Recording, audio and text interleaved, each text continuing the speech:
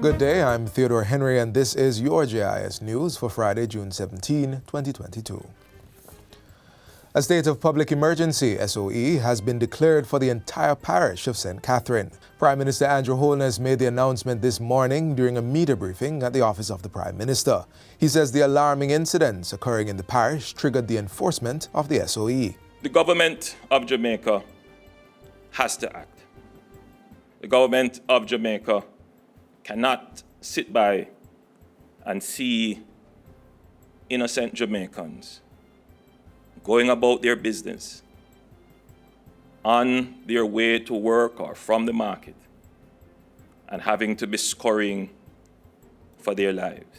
The government has to act. Commissioner of Police Major General Anthony Anderson revealed that the high level of violence being experienced in St. Catherine is linked to conflict involving 12 active gangs operating in the parish. Since the start of the year, 82 persons in the parish have been arrested for illegal firearm and ammunition, or both.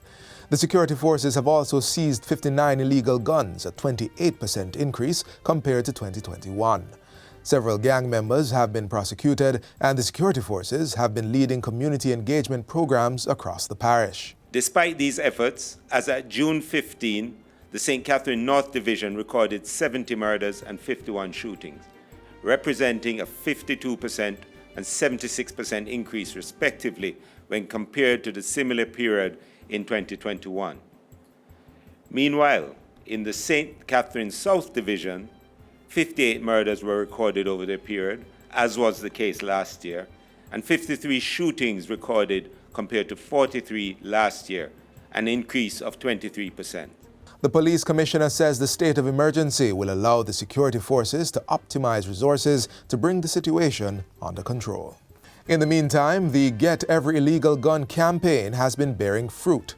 So far, 368 illegal guns have been seized, an 8% increase over last year.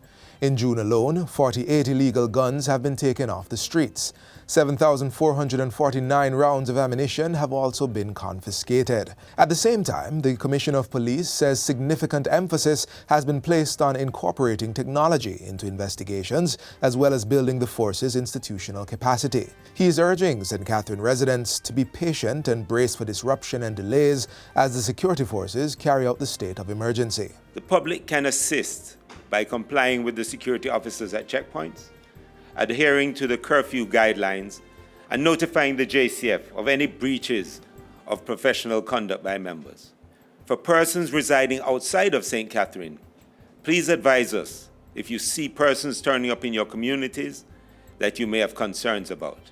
The public can contact us, as always, by calling the JCF tip line at 811, Police Emergency at 119, or Crime Stop at 311. In other news, Prime Minister Andrew Holness has formally instructed the National Disaster Committee to direct its attention to the readiness of shelters, drains, evacuation routes, and drought management as priority areas of concern for the hurricane season. The committee is also directed to enhance public education to mitigate risks and prepare for disasters. Mr. Holness gave the directive on Wednesday during a meeting of the National Disaster Risk Management Council. The National Works Agency and the Ministry of Local Government and Rural Development are to continue the process of cleaning the country's priority drain infrastructure ahead of the peak hurricane season, with priority to be given to those areas that are especially prone to flooding. The Ian Fleming International Airport yesterday welcomed its first international commercial flight when an Inter-Caribbean Airways 30-seat airplane arrived from the Turks and Caicos Islands. The regional airline is the first of several carriers that have announced they will begin using the airport commercially. American Airlines and QCAS Aero are also scheduled to begin flights to the facility later this year. Tourism Minister Edmund Bartlett says this development indicates a positive sign for intra-regional travel while expanding opportunities to boost tourism investment in St. Mary. Because what it does is to put together the idea of connectivity in a material way. It is how we as a region are going to be able to connect with each other and to be able to interface in a positive way that brings economic value. The flight is to be operated once monthly, connecting 6,000 Jamaicans living in the Turks and Caicos and elsewhere to Boscobel, with the expectation to transition to once weekly flights. And finally, Jamaicans in the diaspora will be eligible for the National Identification Card to be issued with the rollout of the National Identification System, NIDS.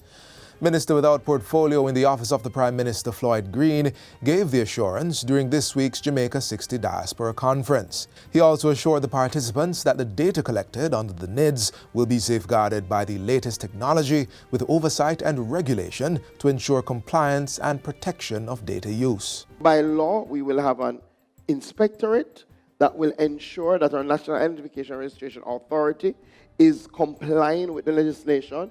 And that's an independent body that will report to Parliament in the form of the ECJ. But additionally, the National Identification System is under the Data Protection Act.